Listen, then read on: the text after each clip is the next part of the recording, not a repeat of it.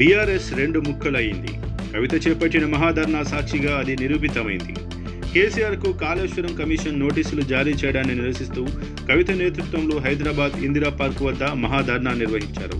తెలంగాణ జాగృతి ఆధ్వర్యంలో చేపట్టిన ఈ ధర్నాకు బీఆర్ఎస్ నేతలు ఎవరూ హాజరు కాలేదు. కేవలం కవిత కోటరి, జాగృతికి సంబంధించిన నేతలు మాత్రమే హాజరయ్యారు. ఈ ధర్నాకు బీఆర్ఎస్ నేతలు ఎందుకు దూరంగా ఉన్నారని రాజకీయ వర్గాల్లో చర్చ జరుగుతోంది. కవిత ధర్నాకు వెళ్లవద్దని పార్టీ హైకమాండ్ నుంచి సంకేతాలు రావడంతోనే నేతలు వెనక్కి తగ్గారని టాక్ బయటకు వచ్చింది.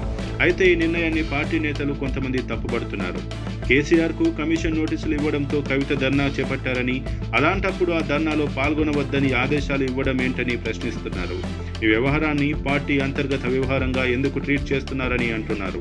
ఇదే సమయంలో పార్టీలో కవిత రేపిన కాక బీఆర్ఎస్ను రెండు ముక్కలు చేసేదిలా ఉందన్న వాదనకు తాజా కార్యక్రమం బలం చేకూర్చుతోంది. ఇప్పటికే బీఆర్ఎస్ గొడుగు కింద రాజకీయాలు చేసేందుకు కవిత అనాసక్తిగా చూపిస్తున్నారు.